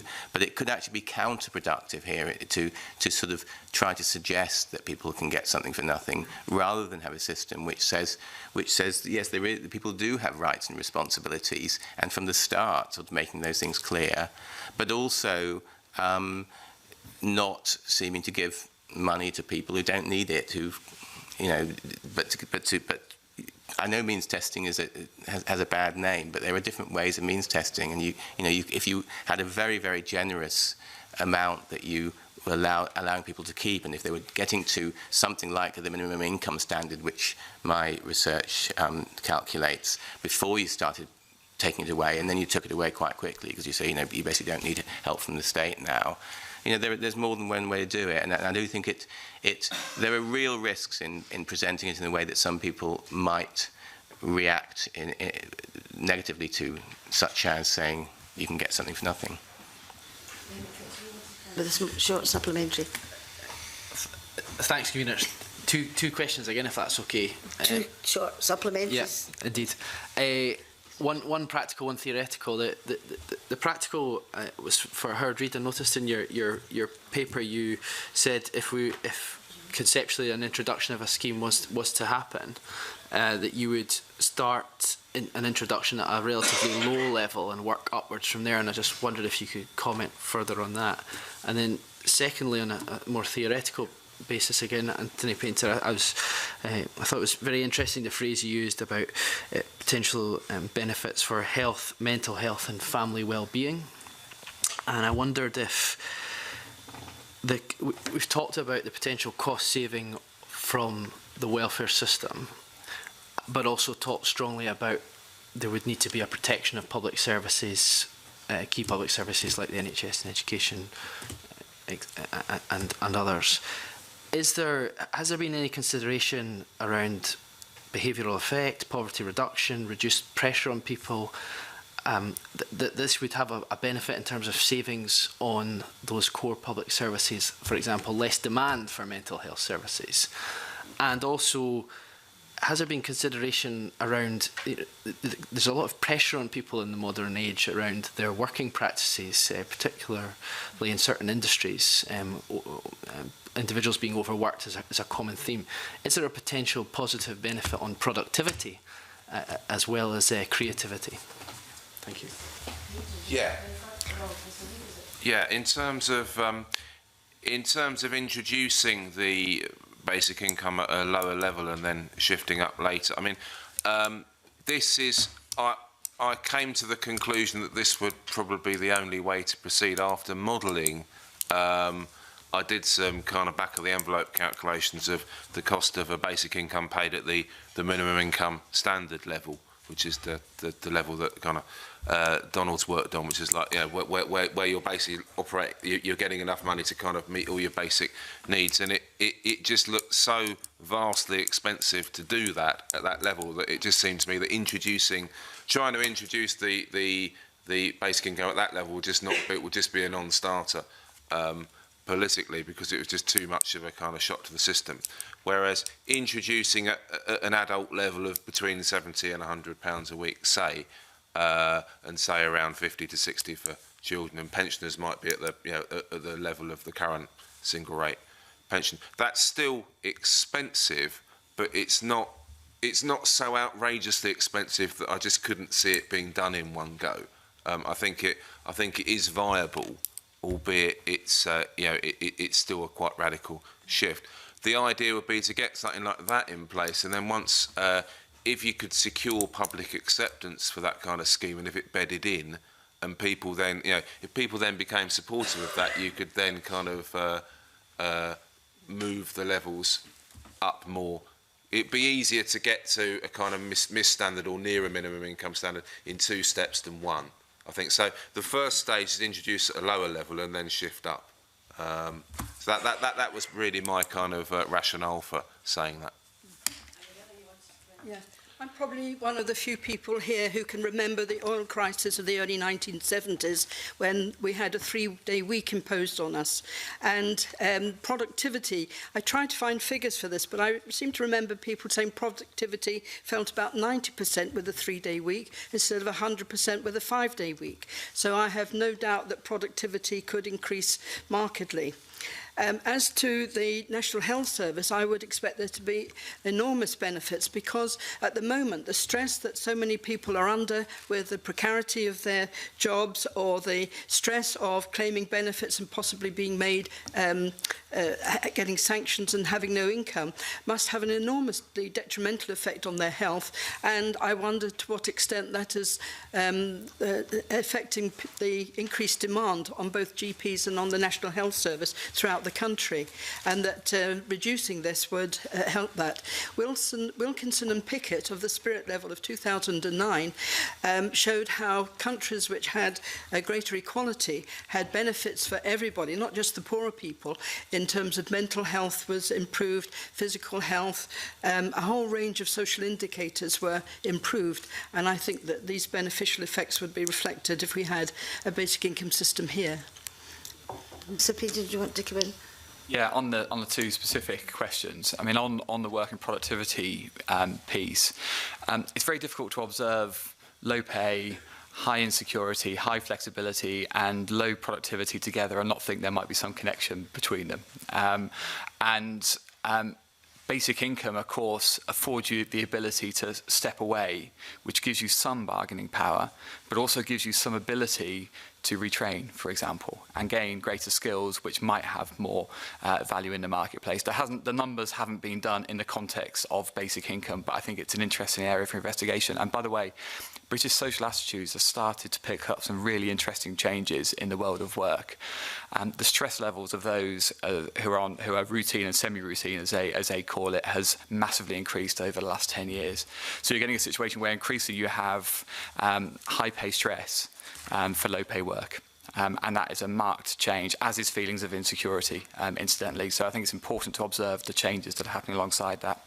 On the health and well-being front, whilst the cost-saving calculations that are implied by the data haven't been done, if you observe experiments in Canada, but also there was an accidental basic income trial that was done in North Carolina in the 1990s. Now, this is, just bear with me on this one. There was a casino that dispersed regular universal payments to an Indian tribe, and it happened to be at the same time a long-term trial that was being done into health and mental health in that area. So it picked up the impact on that group vis-a-vis other groups that weren't receiving this basic income, and there were impacts on reductions in mental health, reductions in domestic violence, and reduction in drug and alcohol use. And those experimental results have been replicated in a whole series of similar type experiments across the globe. So it'd be interesting to take some of that notional data and benefits and consider what the savings would be, for example, to the NHS. Thank you very much. Any other panel want to make any comments before I go on to the next question? No. Ruth Maguire, you want to... Thank you, Convener. Panel, we clearly have a very unequal society at the moment, and there's never going to be a sort of magic wand to flick a switch and change it. Some of the investments we make here to help folk meet household basics would include, you know, the free school meals, free childcare. Would that money have to be reinvested into a universal basic income? And if we were to do that, if we're reinvesting that money, is there a danger that the folk who are struggling the most economically at the moment are kind of left behind as it's implemented? How do we sort that? Would you come in first? Yeah, I mean, I think you have to look at everything as its connection to the basic income as you introduce it and consider whether it's still needed or not. For example, you wouldn't need job seekers allowance anymore. You would need some childcare support and free school meals if you're introducing it at the levels that we're talking about. So I think there is a real danger of either-orism in this debate, and I think you've got to think about what the stack of institutions might be that can meet the needs of a modern caring society in a modern employment environment. Ms Wells, anyone else want to come in and answer that question? Okay. Ruth McQueen, get a follow-up for that? Thanks. Okay, thank you. George Adams. Convener, and good morning. I'd like to follow on from what Ruth has just asked there as well, because there's two aspects to this for me. There's the hard facts or the hard challenges and the kind of softer ones, which are equally as important.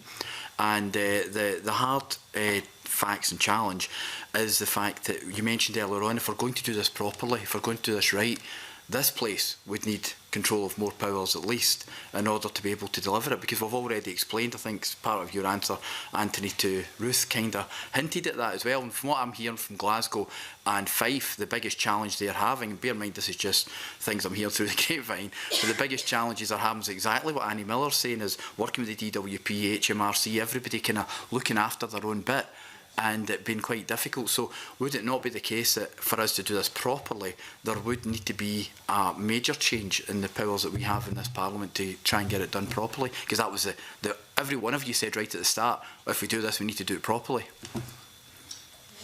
Somebody, do you want to come in? Yeah, I think having looked at the set of devolved powers that the Scottish Government has at the moment, or will have from this April, I think it might be possible to do this, but it would have to be done as a slight kludge, because you'd have to take account of the interaction between the basic income and the existing tax credit or universal credit system. So basically, people who are receiving tax credit would have to have basic income kind of reduced to compensate. So it's not a true basic income.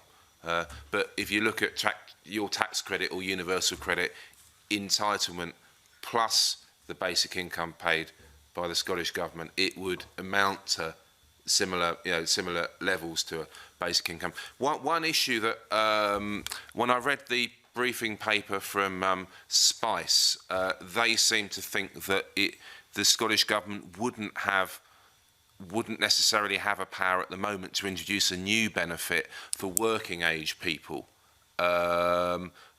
It's one of the sections of the legislation. It needs to be a benefit based in an area of competence that the Scottish Government currently has, and they couldn't quite see how that would be possible to do a kind of a universal working age payment. They could see how it could be done by adjusting child benefit levels for children, and they could see how it could be done by adjusting pension or adjusting pension rules for pensioners, but it's the working age benefit which seems to be the difficulty. And that's another issue over and above the interaction with tax credits and universal credit. So there's no denying it would be difficult, but I'm not sure it would be impossible. Having said that, I mean, you could decide that given the set of powers that Scotland's got at the moment, the number of difficulties and the fiddliness of doing it alongside universal credit as it's administered at the moment is just so difficult that it's dangerous to proceed, because it might discredit the system. You know, you might get a messy outcome, but I'm not sure, you know, is my answer on that. I think there is a viable way, but it would be tough. Siobhan Mathers, once again. when we started to look at this in Reform Scotland, we came at it from a Scottish perspective, saying, right, OK, we're getting these new powers. What can we do with them? And came to the conclusion that really, actually, it was too difficult to run the numbers and the powers, etc., on a Scottish basis, and so therefore our model is on a UK basis.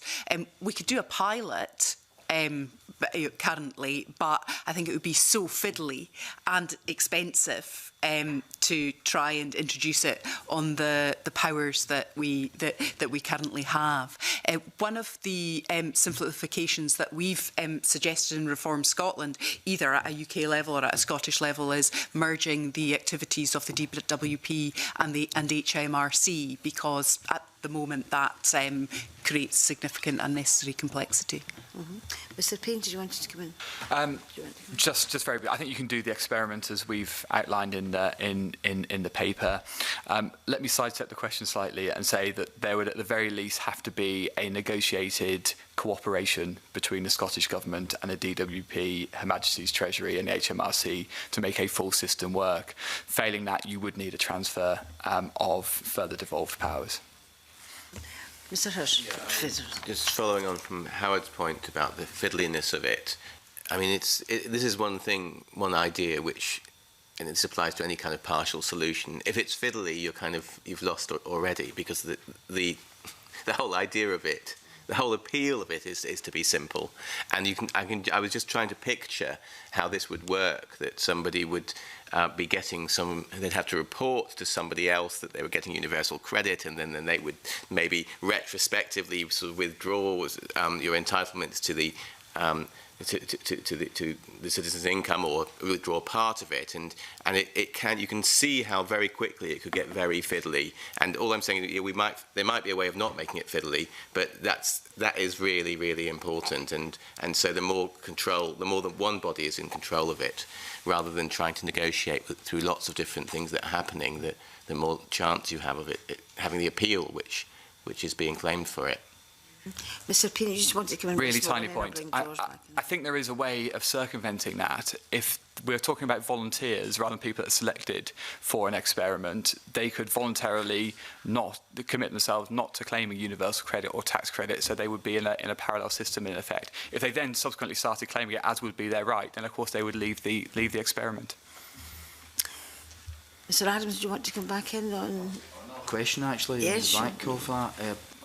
Basically, I was going to add that it comes to the softer kind of challenges, and it kind of connects to what we're talking about. We could end up discrediting a system if we don't get it right at the beginning. And the whole idea is that, how do we get to a place where, as Annie Miller says, people get control of their lives, the drudgery of labour. I've done jobs in the real world, I know what that's like, and it's a case of how do we get people to that place where they actually accept the idea, that this is the way forward. Like, to a lot of people, this is an alien concept. The idea that they'll be able to go out there and I can effectively learn to play the ukulele properly instead of just do it with style and busker chords. It's the kind of thing you can actually be all you can be and do something better. It's how do we get people into that place? Because I think that's one of the most important places we have to be, is to bring the public along with us, because it's such a radical change from what they currently believe if we're going to do it properly. Who wants to start off in that one? Siobhan Nuss. Yeah, I think that you're quite right, and I smiled at Professor Hirsch's portrayal of the population being up in arms at a relatively small but significant change in the system, the budget today. Now, I think that just because something isn't immediately popular is not necessarily a reason to not explore it. If we all did things just by focus group, then there's a lot of important public policy innovations that would never happen. I'm not saying that you've all got to get out there and sell it and say we've all got to have a universal basic income imminently, but I think it is really important to get it discussed and to bring people along with it. And if we don't get it out there and explore some of the concepts, then in 5 years' time, when it might become more imminent, then there will be more barriers to it. So I think that there are ways of debunking some of the myths, helping people to explore what it might mean. But I think that politicians and civil servants as well have got a duty to kind of be ahead of the curve on the rest of the population as well, and see change that might be coming down the line and try and look at ways to smooth change, and this could be one of the ways. Annie Miller. When I've looked at the figures, with all the schemes that are presented, on the whole, people who have an income, a gross income of less than the average, which is just over 20,000 in Scotland at the moment, all of those are likely to beneficiaries. And by definition, with the skewed distribution of income we have, they are in the majority. So as soon as people realise that they could be a gainer in this system, we're going to have a majority in favour. Now, the Citizens Basic Income Network Scotland is a very new organisation, and we are hoping, we see our role as an educational one, to educate the public so that they are in an informed situation, and then they will start meeting you folk and saying when we're going to have our basic income system. And so this is an important part of the process, to get the public on side, to make sure that they know what's involved, understand it. And I find that when people do, and you can't just get it over in 2 minutes. You maybe need an engaged conversation with them to explore it with them. And many people do get a moment of conversion on the Damascus conversion. And I'm quite hopeful that if we can progress this campaign, that we could see a lot of changes in society. Thank you. Mr. Reid and then Mr. Payne. I mean, the thing to remember in the current economic system is there are some people, albeit probably a relatively small number, who are receiving or in possession of a high amount of wealth or income for doing absolutely nothing. I mean, people have received large inheritances. Some people have had trust funds set up by their parents, or they're people who might, be landlords and just receiving rental income and not actually doing any day-to-day work. So the concept does exist, and I think partly this is about saying rather than only having the privileged few able to receive money for no direct labour input, why not democratise that and spread it to a much wider number of people? I think when you start looking at it like that as a kind of democratic reform, I think it begins to sound a lot more sensible, I think. Mr. Payne. I think the point you're making is we have to make this more tangible somehow in order to generate the type of political conversation that we're talking about. I'd encourage you to look at what's happening in Finland. Right? People are now receiving a basic income. There is an energetic national conversation that's going on, not in the theory, but on the practice of how people are receiving it, the decisions they're making, what they're doing with their lives. The same in Kenya. The same will be true in Ontario and Oakland. And this is one of the most important things about experiment.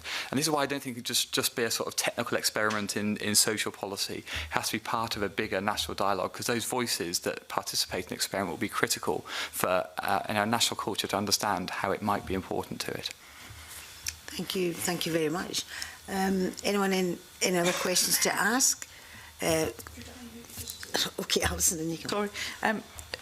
Obviously, the new powers give us an opportunity to do things a little differently. I mean, do you think the new powers give us an in to introducing, a more citizens' income-led social security system, for example, considering what people are automatically entitled to when they apply for one benefit, so that they're not having continual dialogue?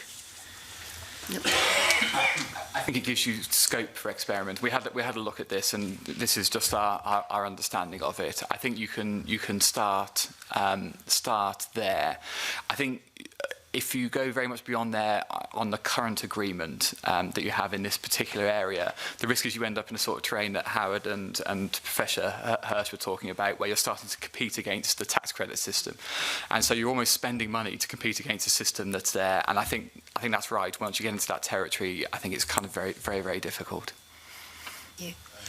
Oh, sorry, Professor Hirsch. I think there's certainly, I don't believe there is a lot of are a lot of powers now coming in over universal credit. Is that right? But there would certainly be universal credit, for all its problems that it's had, is quite an interesting vehicle. I mean, there are simple things you can do, like raising the work allowance, which unfortunately has one of the big appeals of the universal credit when it was first announced, supposedly, was that you were going to be able to keep your benefits and have quite a high allowance that you could then sort of earn before you started to lose them. That's kind of gone into reverse with austerity. There is a lot of scope, if you are willing to make the resources available, for example, through higher rates of tax, to do that within the universal credit system if you can get hold of that. And I would encourage that to be considered as well, not only a completely new system, because as everyone has agreed, you know, it takes a while to get to new principles, and you have to start with what you've got. Annabella, you wanted to come in? I certainly think it's possible for a pilot to take place. As to implementing it, a lot depends on what devolved powers are. For instance, I tried to understand, it said we can create new benefits within the devolved powers. What does that mean? It's not at all clear. If we can create new benefits, then we can create a basic income. We can implement it small to begin with because of the cost, and we need to get gradual change so that people can adjust to it. And when we give out a basic income, for those who are on means-tested benefit, it will be counted as income, and their means-tested benefits will be lowered. Therefore, they will have less reliance on the means-tested benefits, apart from housing benefit and disability benefit, and childcare would be over and above, of course. And so they would get their benefit, and you might say, well, are they better off? Yes, because if they are at risk of sanction, at least they will have this to live on. They won't be completely destitute, as they could be under the current sanction system. So, yes, I think there are possibilities. Some things need to be clarified, and certainly the more powers that we can get devolved to Scotland, the more control we will have over the ability to create our own sort of society, which I would like to see as a new Scottish Enlightenment. Sounds very good to me. Thank you very much. I'm sure we'll all agree with you. I don't think there's any more questions or any more comments from the panel. Can I just thank you so much for the evidence? It's been enlightening, as you might say, Ms Miller. And can I just suspend the meeting for a couple of minutes to our next set of witnesses coming? Thank you very much.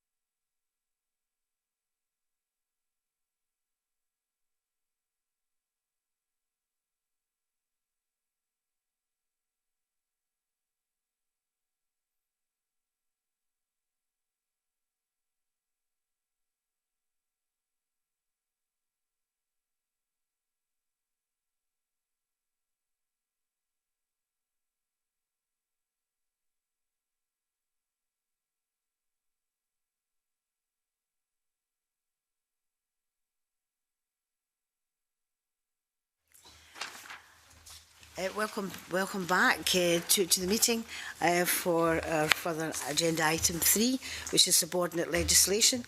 Our next two items today are in the Council Tax Reduction Scotland Amendment Regulations, SSI 2017/41.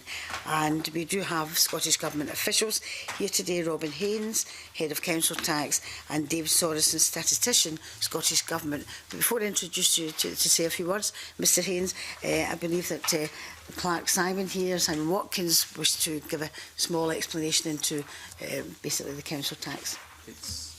It's just to report that the DPLR reported on this instrument yesterday. We'd emailed round the report, but it wouldn't have gone out originally with the papers because it wasn't available. So just to bring you up to date with that. At its meeting on the 7th of March, the DPLR committee agreed to draw the attention of the Parliament to this order. They did so on the basis of the previous SSI on council tax reduction, that they believe that the regulations raise a devolution issue, i.e. they may be outside the powers of the Parliament. However, this time they also pointed out that the Parliament now has new social security powers under the 2016 Act, and that if the Scottish Government consolidated these council tax reduction SSIs, it could frame a new scheme under this legislation rather than as at present under the local government legislation, which would remove the issue. So it's just to bring you up to speed with that. Thank you very much, Simon. Mr Haynes, you wanted to say a few words before I open up for any questions. Good morning and thank you. Perhaps I'm not sure, by way of introduction, I could actually add very much to either the policy note or the very comprehensive briefing that was prepared by SPICE. Annual uprating of the council tax reduction scheme amounts is now very much part of an annual routine. There is a significant addition to the regulations this year, which is a measure to ensure that those council tax reduction cases who are in receipt of universal credit will benefit from the increase in child premium that was part of the government's wider reforms to council tax and set in legislation in the last half of last year. I suppose the only other thing I would add is to perhaps emphasise the contents of paragraphs 14 and 15 of the policy note. These regulations are very much anticipated by the local authority revenue and benefits practitioner profession, and to assure the committee that we are always in very close contact with local authority revenue and benefits practitioners and their software suppliers, not just in the drawing of the annual uprating regulations, but throughout the year. Thank you very much. I do remember from previously, in regards to this particular subordinate legislation, this instrument, obviously it raised some issues at one of the other committees. Basically, that from reading the papers, that seems to have been resolved, and therefore, certainly I will put it to the committee for any questions, but it seems to be resolved, and because we are looking at social security powers, it has to come to this committee. But I'll open it up for questions if anyone's any questions to yourselves. Pauline, do you want to? Yeah, and it's just to clarify that the so in the note, council tax bands E and F will get some assistance in certain circumstances. Is that correct? So the amending regulations that were laid last year to the council tax reduction scheme established, or rather extended, the council tax reduction scheme to provide relief to the changes in council tax charge for properties in bands E, F, G and H that were part of a further statutory instrument laid last year. So over and above that, a household's contribution to council tax is determined, or entitlement to a council tax reduction is determined by the council tax reduction scheme more widely, and they can be in a property in any band. There's no restriction, but the new bit that was created last year was an additional relief for low-income households in properties affected by the change to council tax created in legislation last year. Okay. Okay. Anyone else got anything to raise with the officers? No. Okay. Well, can I just... Mark, do you want to come in? It was just simply to ask the government's response to the DPLR report. Sure.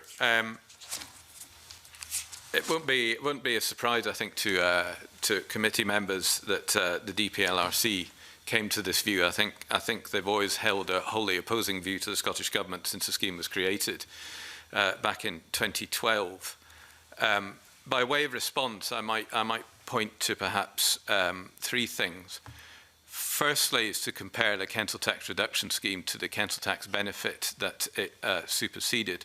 Council tax benefit operated by local authorities receiving specific amounts from DWP in relation to individual council tax benefit claims. So effectively, local authorities were administering a benefit and administering DWP's monies. The council tax reduction scheme, although it is created to make the client journey very similar to the previous benefit, is on a profoundly different basis. No payments are made to local authorities in relation to individual applications or reductions provided. Rather, there is a global amount that is added to the local government general revenue grant, which I think next year is 351 million, and local authorities bear the revenue risk of the reductions being different from that amount. And I think next year we're expecting it to come in below 351 million. So there's a profound difference there. I suppose the two other points are, firstly, it might be helpful just to look at the powers under which the scheme was created, which is Section 80 of the 1992 Local Government Finance Act. And this says the Secretary of State, because it's pre-devolution, may make regulations as regards any case where a person is liable to pay an amount to a levying authority in respect of council tax. And then it says, the regulations may provide that the amount he is liable to pay shall be an amount which is less than the amount it would be apart from the regulations and is determined in accordance with prescribed rules. Those are the powers that the council tax reduction scheme are made under, and they seem to be very specific in allowing the sort of scheme that we have. I suppose the third thing I would point to is when the policy that is now the council tax reduction scheme was being developed back in 2012, the UK government took a very keen interest in what we were doing. Now, I myself was party to many conversations with civil servants in Cabinet Office, Scotland Office, HM Treasury, and the Department for Government and Local Communities. Excuse me. And they are fully aware of how our scheme operates, and they have never raised or even suggested it might raise a devolution issue, and nor have they done so in relation to the almost identical scheme that operates in Wales. Okay, Mark. Thank you. Gordon. I understand you, pardon me, to be saying that the effect of this is not to contravene the reservation of powers under the Scotland Act 1998. Absolutely, that's the view the Scottish Government has always taken about the scheme. And that includes insofar as the reserve matters regarding taxation? So the Social Security reservation of the 1998 Scotland Act, if I recollect correctly, expressly states that any benefit is beyond the powers of the Parliament, according to that version of the devolution settlement. And because the council tax reduction scheme is not a benefit, that does not apply. That's the key difference, is the council tax reduction scheme is not a benefit, is a means-tested schedule of reductions to household liabilities. Pauline? Yep, I just wanted to go back to this issue of the... So the new type of council tax reduction will provide households below medium income who live in Band E to H properties with an exemption from the increase in council tax due to the change to the way that council tax in the higher bands is calculated. So does that mean, so bands E, F, G up to H will be rebanded with a higher rate, but they won't pay relevant to how the local authority they live in increases their council tax. So if it was a local authority that increased their council tax by 3%, if someone in that whole household as a council taxpayer was below the medium income, they wouldn't pay the 3% rise. Is that? No. No. So your question, I think, relates to the regulations that were laid last year and are now now in force. But those include a page of what looks like rather complicated algebra, and the point of that is to ensure that the council tax reduction in the circumstances you described relates to the structural change to council tax for those higher band properties and not any locally determined increase. Yep. Okay. I'm sorry, I don't understand that. Did you want to come in, Ben? No, fine. So what benefit are they getting then? What does that mean? Is it with an exemption from the increase in council tax due to the change the way the council tax and the higher band is calculated? So what relief are they getting for that? Yeah, let you explain this.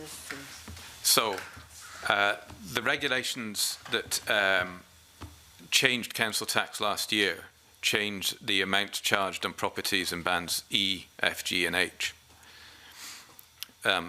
And the way council tax works are that these are fixed proportions of the band D charge, and council set the band D charge, and it is then set in law the amounts that every other property would pay. So the regulation set last year will entitle, if a household is entitled and meet the criteria, they will get a council tax reduction equivalent to the increase in council tax caused by, for example, the band H going up by 22.5%. Thanks. Thank you. Gordon, do you want to come back in again? I just clarify something. I think the section of the Scotland Act that we'd be talking about is in Schedule 5, and the particular definition relates to the interpretation section, which talks about benefits, includes pensions, allowances, grants, loans, and any other form of financial assistance. And that relates to reserved matters, as I understand it. Now, do I understand you correctly that, in effect, what is happening is there's not a payment under this scheme, but rather a reduction in the liability in terms of the person's responsibility for housing rentals? In relation to council tax rather than rent. But what you described is correct. The council tax reduction scheme does not operate by making any payment to anyone. It is reduction. So it's a reduction of liability as opposed to a payment out. Yes. Thank you. Is that the end of questions? If there's no more questions, I want to thank the witnesses very much indeed. And we would now move to our formal consideration of the regulations. Are members content to note the instrument? Yes. Okay, thank you. Thank you very much. I'll just a couple of minutes for the gallery to clear. Thank you very much for coming along, and we'll now continue the meeting in private.